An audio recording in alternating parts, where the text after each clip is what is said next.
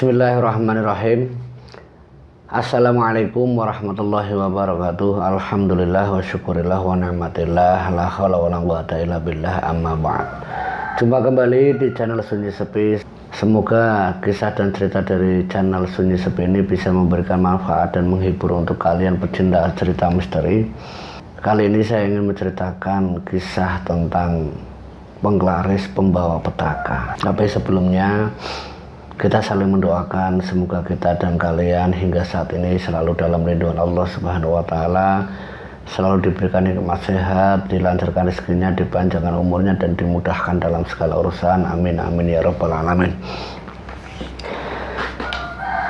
Ini kisah tentang ibu yang menggunakan penglaris, sebut saja namanya Bu Ismi.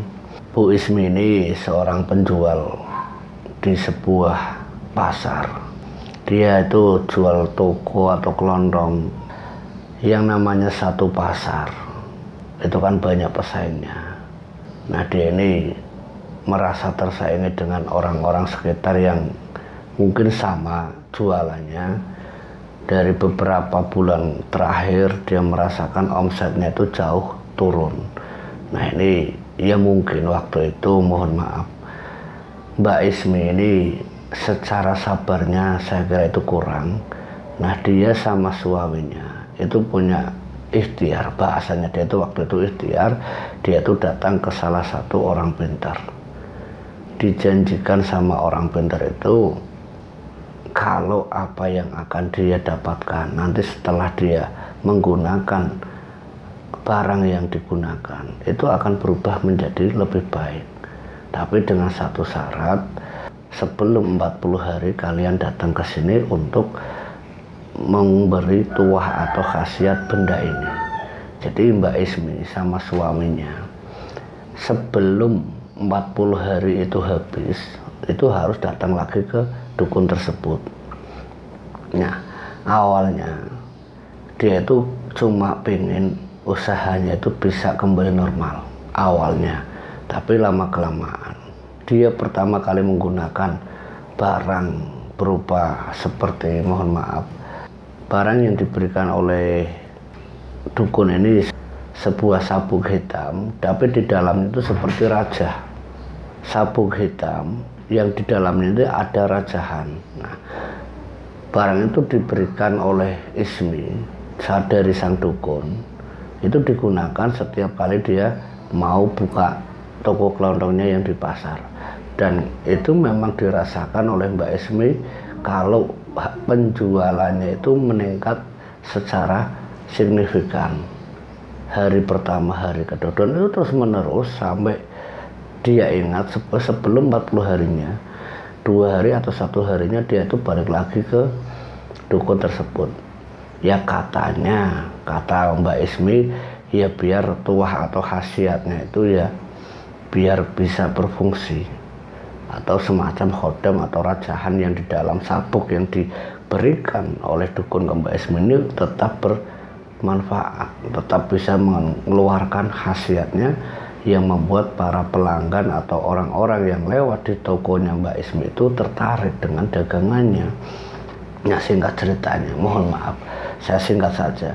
Singkat ceritanya, perjanjian awal itu Mbak Ismi sama suaminya itu tidak tahu menahu kalau ternyata di setiap 40 hari dia harus datang, itu maharnya itu ya seikhlasnya Mbak Ismi sama suaminya. Tapi lama kelamaan dari bulan pertama, bulan kedua dan ketiga itu seperti biasa, hanya amplop-amplop biasa. Tapi setelah keempat, 5, 6, mungkin, mohon maaf, dari apa yang disampaikan Mbak Ismi terhadap sang dukun ini meminta mahar lebih,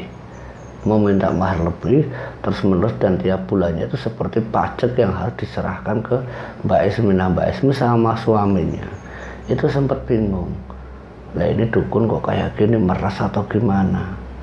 Tapi karena penghasilan atau pendapatan dari toko kelontongnya ini jauh lebih besar, ya akhirnya mereka terima syarat tersebut. Dan singkat cerita sampai 1 tahun, sesuatu yang tidak dia duga. Waktu itu, waktu kejadian pertama, yaitu ibunya Mbak Ismi meninggal dunia, itu tidak ada kaitan sama sekali, tidak ada pikiran kaitannya antara penglaris yang dia gunakan. Ya soalnya satu, usia ibunya Mbak Ismi yang hampir 60 tahun, ya dia kira itu usia yang wajar orang tuanya meninggal. Menurut Mbak Ismi awalnya di tahun pertama dia menggunakan sabuk yang di dalamnya ada rajahnya, ada rajahan, itu melihat kondisi ibunya yang sakit-sakitan selama dirawat 1 bulan di rumah sampai akhirnya meninggal dunia. Mbak Ismi itu tidak menduga sama sekali kalau itu disebabkan oleh penglaris yang dia gunakan. Itu tahun pertama. Nah setelah meninggal orang tuanya ini, Mbak Ismi ya seperti apa ya, seperti usahanya itu benar-benar sangat-sangat ya bisa dibilang satu pasar itu memang arahnya itu ke Mbak Ismi. Hampir setiap pelanggan itu tidak pernah lari dari Mbak Ismi, sampai Mbak Ismi akhirnya buka cabang lagi. Dia buka toko di sebelahnya, itu bukan cuma 1 blok tapi 2 kios untuk 1 toko. Dia mampu sewa itu untuk perkembangan setelah ibunya meninggal, itu setelah 40 harinya. Dan dia tidak melupakan apa yang sudah disyaratkan, yaitu setiap 40 hari itu datang ke dukun, datang ke orang pintar. Dia tetap selalu datang, dia menceritakan kesuksesannya ke dukun. Nah dia disyaratkan lagi, kamu sudah sukses sekarang, kamu sudah hebat sekarang Mbak Ismi, kamu tinggal melakukan sesuatu yang lebih agar kelanggengan itu ada. Maksudnya gimana Mbah, kata Ismi sama suaminya, nanti kalau di setiap malam tertentu, karena Mbah ini sudah tidak bisa lagi meladeni sampeyan berdua, kata Mbah Dukun, maksudnya untuk melayani ya seperti apa ya, memberikan rewangan ke Ismi sama suaminya. Nah itu Mbak Ismi sama suaminya itu disuruh untuk ritual sendiri, sampai Mbak Ismi sama suaminya itu sempat heran, lah kok saya Mbak, saya kan tidak bisa apa-apa, saya tidak meminta kalian itu harus semedi semalam, enggak, cukup kalian membakar alat-alat sesaji dengan cara ya seperti ini. Diajarkan semuanya dengan minyak-minyak yang sudah dituliskan sama Mbah Dukun ini, diajarkan semuanya ke Mbak Ismi. Mbak Ismi ini menulis semua apa yang diperlukan, itu ditulis sama Mbak Ismi. Nah setelah hampir 2 kali pertemuan dengan Mbah Dukun setelah ibunya meninggal, ritual itu dilakukan oleh Mbak Ismi sendiri. Nah ini juga merupakan keberuntungan bagi Mbak Ismi sama suaminya, karena dia tidak lagi datang ke dukun. Jadi seolah-olah orang pintar itu melepaskan Mbak Ismi sama suaminya. Mbak Ismi senang karena apa ya, tiap kali dia datang itu maharnya itu ya cukup besar. Tapi dibalik lancar usahanya dia harus melakukan seperti bakar menyan, menyajikan sesaji di tempat dia jualan. Ini yang membuat ya seperti apa ya, seperti ruangan untuk melakukan ritual. Nah Mbak Ismi karena bingung tidak punya tempat yang kosong, dia sewa lagi 1 kios yang letaknya tidak jauh, tapi kios itu tidak digunakan untuk jualan, hanya digunakan untuk dia ritual. Nah lama kelamaan yang namanya ya maaf, sesuatu hal yang buruk itu pasti akan tercium juga. Nah ini diketahui oleh beberapa orang pasar, itu menyampaikan ke Mbak Ismi sama suaminya, Bu Ismi, itu ruangan yang sampean sewa kok tidak dipakai, ruangannya itu serem banget loh Mbak Ismi, setiap malam itu kata Pak Satpam atau orang jaga pasar ini katanya suara seperti hewan buas. Mbak Ismi nggak sadar kalau dampak dari dia menyajikan sesaji di ruangan khusus itu ada sosok-sosok yang hadir, sosok-sosok yang singgah di ruangan tersebut. Karena itu memang dilakukan oleh Mbak Ismi sama suaminya, ya hanya menyajikan tanpa dia itu harus semedi, cuma ditaruh sesaji tersebut beberapa minyak, nah terus dibakar menyanya, udah ditinggal, dia itu udah melakukan ritual apapun. selama hampir beberapa kali. Suasana di pasar itu semakin seperti gosip yang benar-benar membuat Mbak Ismi ini terganggu dengan gosip yang beredar. Ya bukan hanya dari penjaga pasar tapi dari orang-orang sekitar, ya karena merasa aneh. Warungnya, toko kelontongnya Mbak Ismi itu benar-benar luar biasa pendapatannya. Bahkan para pesaing yang sama dengan Mbak Ismi jualannya itu hanya bisa gigit jari. Ya jualan sama, barang yang dijual sama, tapi tidak seperti yang dialami Mbak Ismi. Semua pelanggan, konsumen setiap hari itu selalu ramai. Yang bikin heran orang-orang sekitar, kata Mbak Ismi ini, Mbak Ismi mendengar secara langsung, jangan-jangan Mbak Ismi ini melakukan pesugihan. Nah, Mbak Ismi tidak merasa melakukan seperti itu. Ya dia sempat menghardik orang tersebut, sama itu jangan ngada-ngada sama saya itu tidak pernah melakukan pesugihan, demi apapun saya itu tidak pernah melakukan aneh-aneh. Kalau ngomong hati-hati, kalau ngomong jangan sembarangan kamu, itu namanya fitnah. Mbak Ismi itu sempat menghardik orang-orang pasar. Ya karena apa? Dia dituduh pesugihan. Dia tidak tahu sama sekali apa yang dilakukannya di ruangan yang ditaruh sesaji itu adalah sesuatu yang sebenarnya berkaitan dengan pesugihan. Mbak Ismi tidak tahu sama sekali. Dia kira ya hanya semacam ritual untuk untuk usahanya itu lancar. Ya karena itu seperti amanah dari orang pintar yang dia datangi dulu, yang setiap sebulan sekali itu diberi sesaji. Ya agar sabuk yang dia pakai itu ada khasiatnya.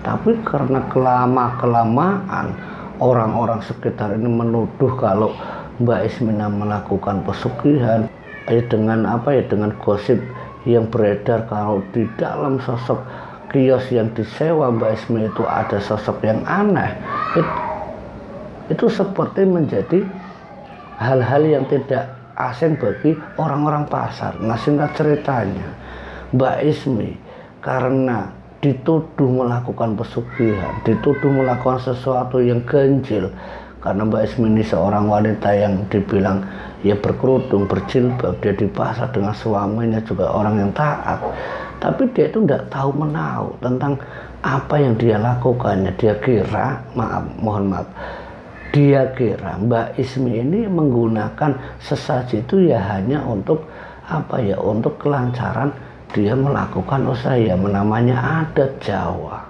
itu tidak lepas dari namanya sesaji. Nah ini berkaitan dengan sesaji, berkaitan dengan usaha.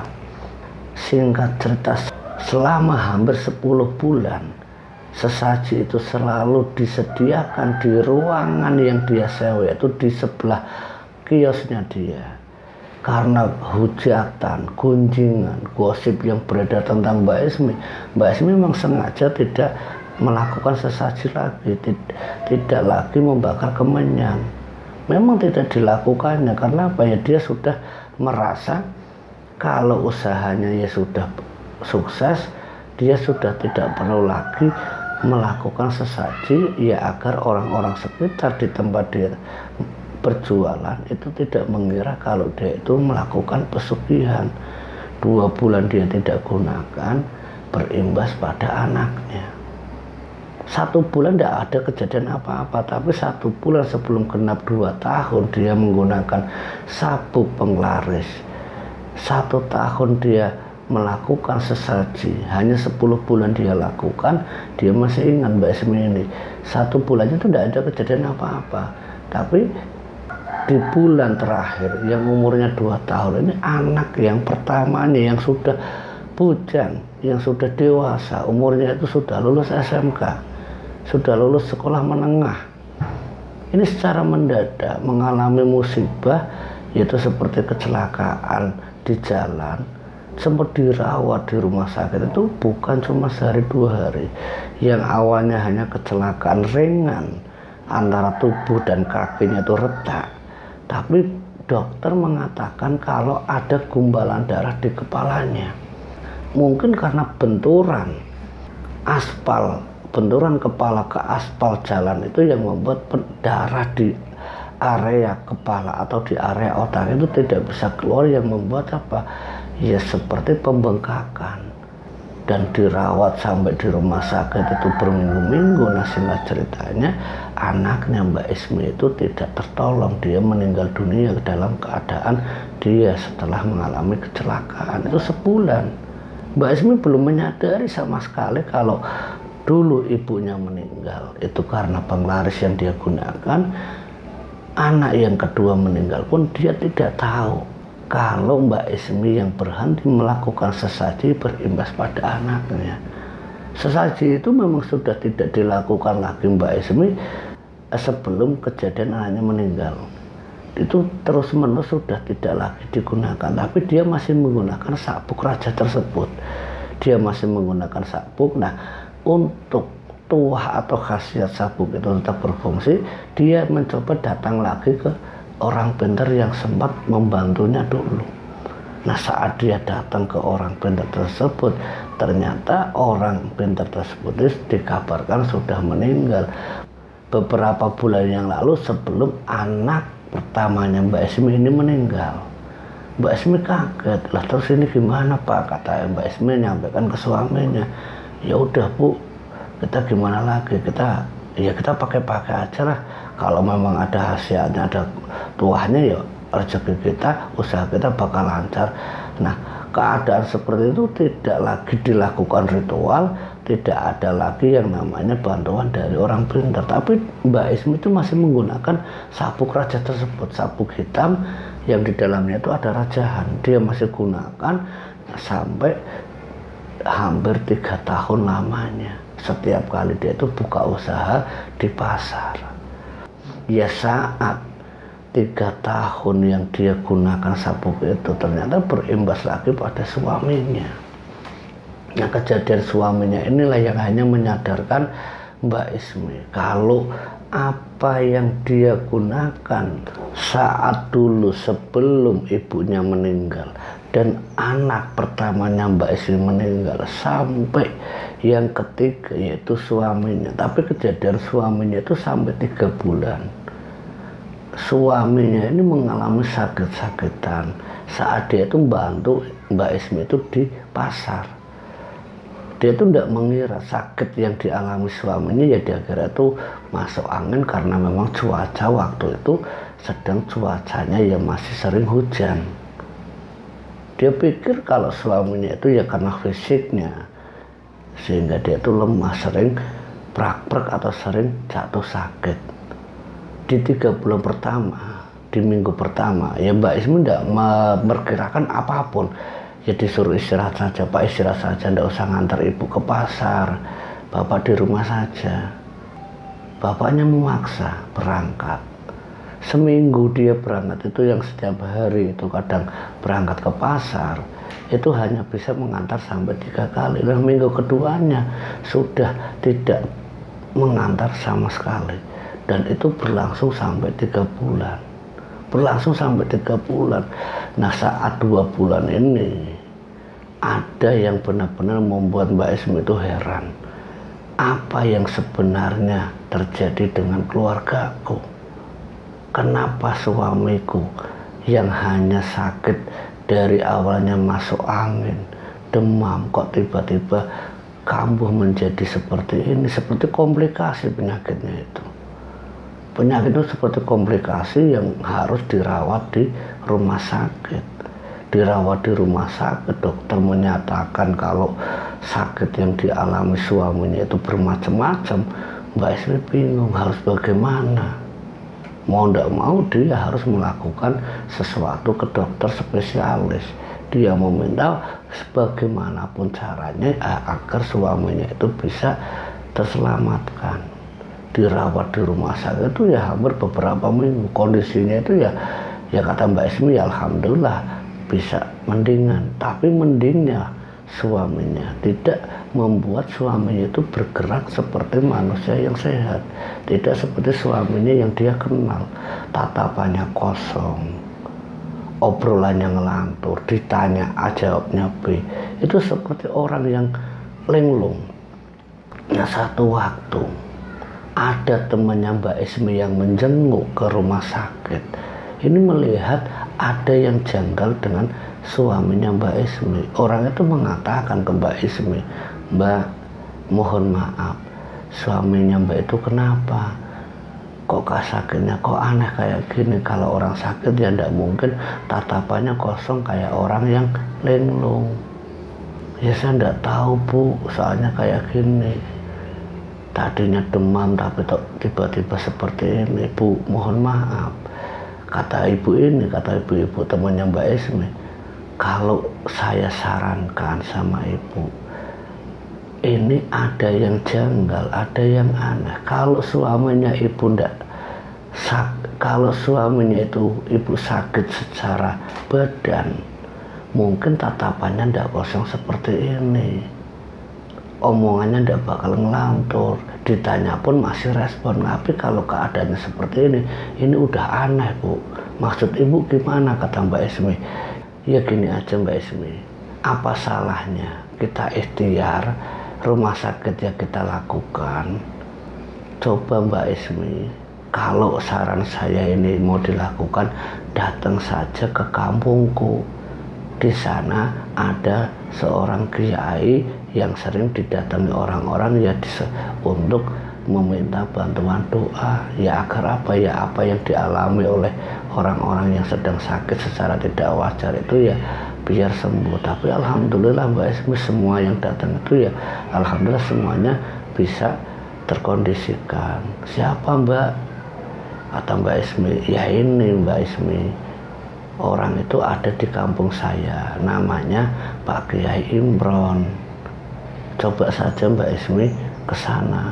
Ya udah gini aja Bu, saya minta tolong sama ibu ya sampaikan, soalnya saya ya tidak ada siapa-siapa Bu di rumah sakit ini. Saya sendirian, saya pun sudah tidak berangkat ke pasar sudah beberapa minggu. Ibu kan tahu warung saya tutup.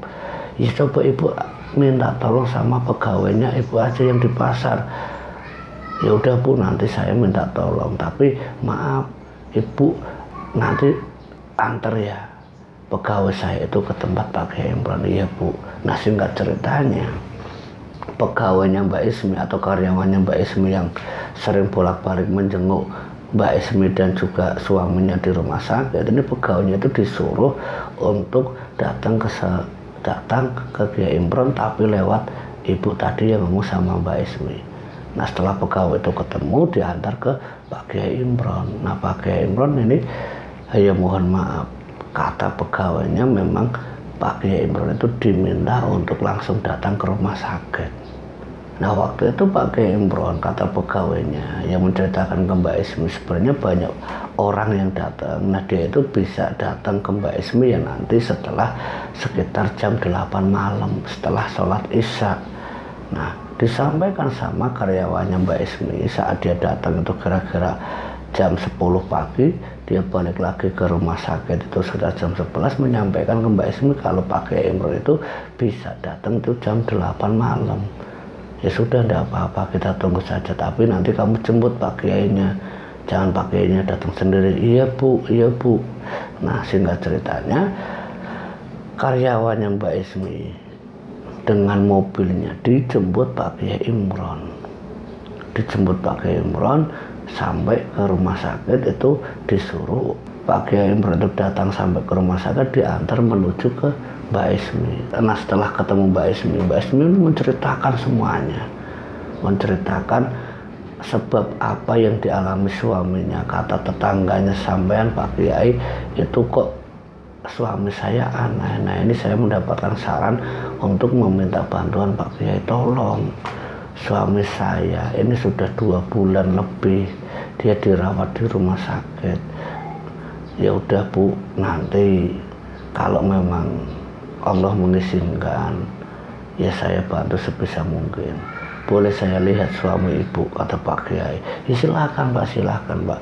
Di rumah sakit itu karyawan sama Pak Kiainya, karyawannya Bu Ismi sama Pak Kiainya itu ya sebagai pengunjung atau sebagai penjenguk, jadi tidak terlihat seperti seorang kiai karena pakaiannya biasa-biasa saja, kata Mbak Ismi. Nah setelah menjenguk kondisi suaminya Mbak Ismi spontan.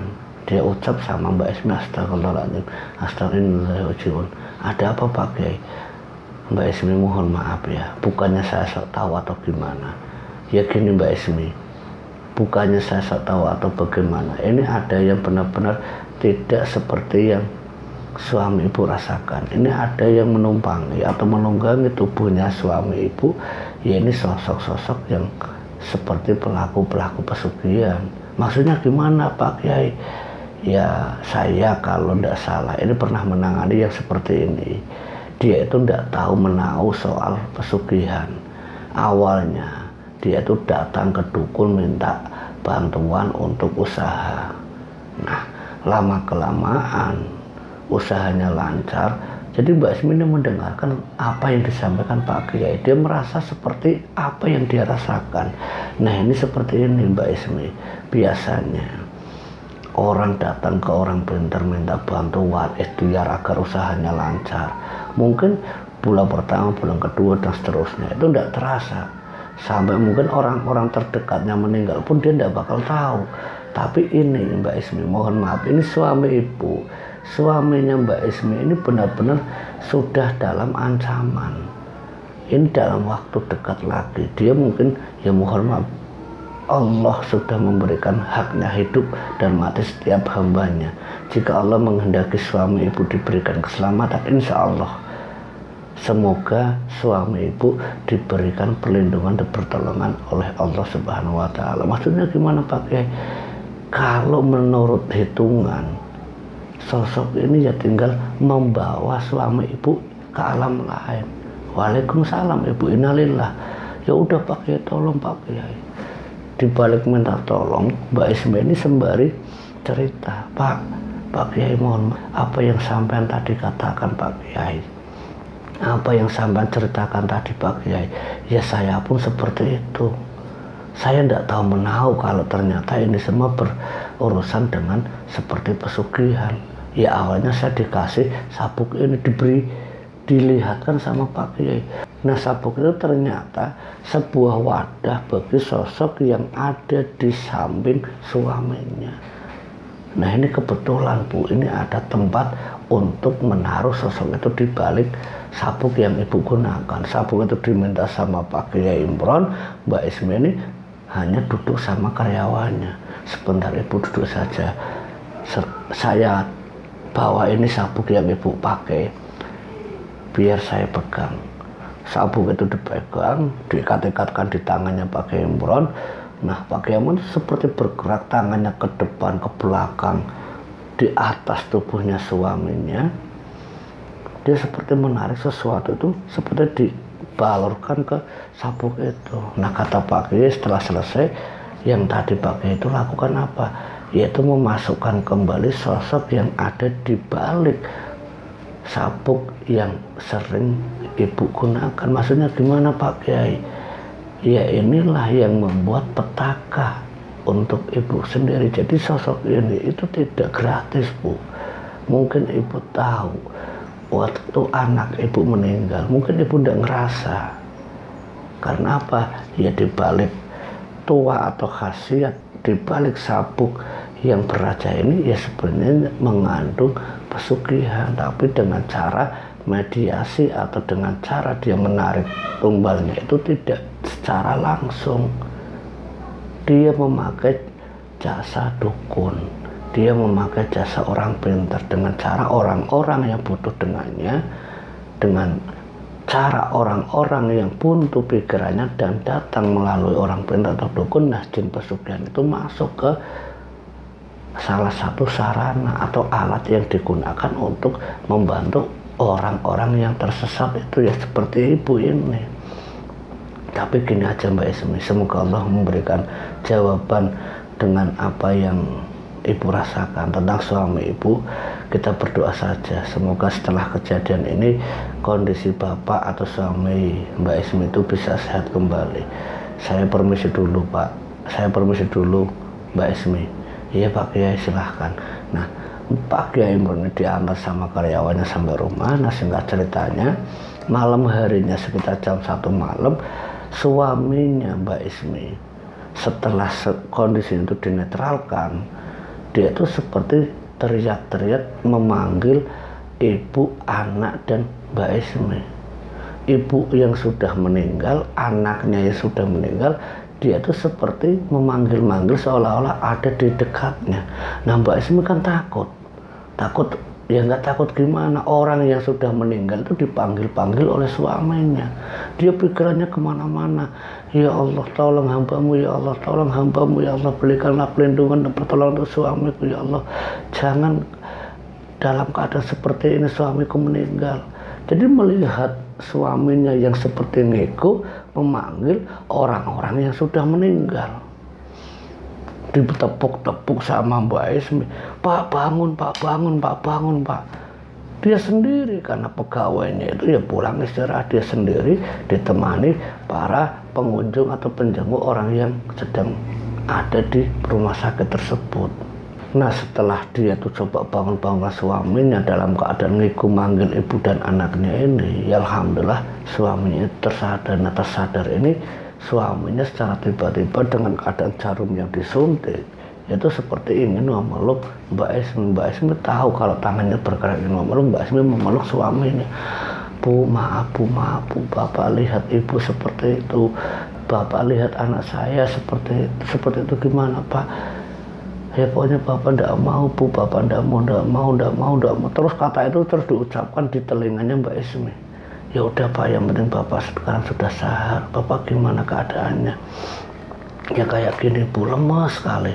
Nah, keadaan lemas itu karena melihat suaminya ini yang sudah bisa ngobrol secara connect, istilahnya diajak ngobrol itu sudah nyambung, tidak seperti beberapa hari kemarin ngobrol A, jawabnya B, tatapannya yang sudah tidak kosong lagi. Nah, saat itu Mbak Ismi meminta sama perawat jaga di situ untuk mengontrol kondisi suaminya. Betapa terkejutnya Mbak Ismi, penyakit komplikasi suaminya yang diderita suaminya, entah jalan apa, entah sebab apa, tekanan darah atau tensi darahnya normal. Pikiran dan tatapannya yang saat dikosong itu seperti hilang menjadi orang yang sehat.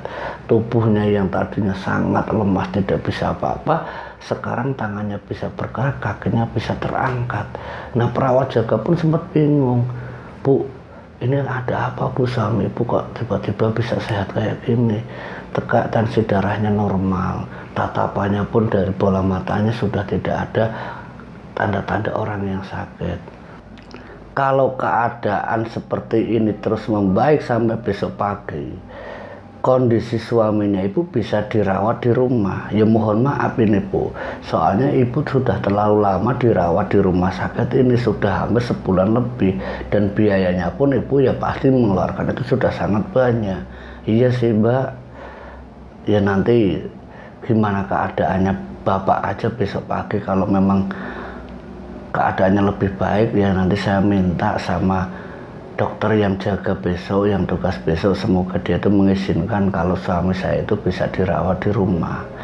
Nah, singkat ceritanya besoknya itu Mbak Ismi ini menemui dokter yang tugas di pagi harinya. Dia meminta untuk mengecek kondisi suaminya.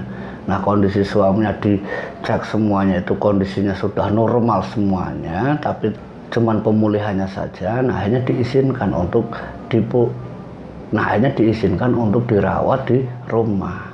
Tapi ya Mbak Ismi memang merasakan bagaimana biaya rumah sakit untuk operasional suaminya itu ya sangat banyak. Mungkin hampir 1 kios itu terjual untuk biaya perawatan suaminya di rumah sakit. Dan itu dirasakan sangat berdampak pada usaha yang dia kelola, yaitu di toko kelontong di pasar. Nah, sebulan setelahnya semenjak dirawat di rumah, Mbak Ismi ini datang lagi ke Pak Kiai Imron, datang langsung ke sana. Itu meminta penjelasan, meminta apa sih yang sebenarnya terjadi Pak Kiai, kenapa suami saya bisa seperti ini, terus apa yang sampean ceritakan dulu kemarin sewaktu Pak Kiai itu datang untuk meminta sabuk yang ada rajanya di saya, itu saya juga ingin tahu sebenarnya apa sih Pak Kiai. Dijawab sama Pak Kiai itu, Pak Ismi ini mendengarkan. Karena apa Mbak Ismi? Banyak orang di luar sana seperti Mbak Ismi yang datang ke dukun-dukun atau orang pintar meminta bantuan, tapi mereka tidak tahu kalau dampaknya akan seperti ini. Iya Pak Kiai. Terus gimana lanjutannya Pak Kiai? Ya ibu minta ampun saja, mintalah pengampunan pada yang kuasa, Allah Subhanahu wa Ta'ala, dan juga suami ibu atas apa yang sudah ibu lakukan sebelum-sebelumnya. Soal ibu, anak ibu, doakan saja mereka, semoga mereka diberikan tempat yang layak di alam barzah, semoga mereka bisa berkumpul di yaumul qiyamah nanti. Iya Pak Kiai. Nah semenjak saat itu Mbak Ismi sudah tidak lagi mau melakukan apapun soal usahanya yang kadang pasang surut, naik turun, itu semuanya itu dia lebih baik tawakal, sabar. Kalau memang rezekinya segitu ya dia terima segitu. Kalau pas lagi rame ya itu sudah rezekinya dia. Semua itu sudah ngatur. Hanya apa ya Mbak Ismi menjadi orang yang benar-benar taat. Dari kisah ini kita bisa ambil hikmah dan pelajarannya. Semoga cerita ini menghibur untuk kalian pecinta cerita-cerita horor dan cerita misteri. Akhir kata, wallahu muwaffiq ila aqwamit thoriq. Wassalamualaikum warahmatullahi wabarakatuh.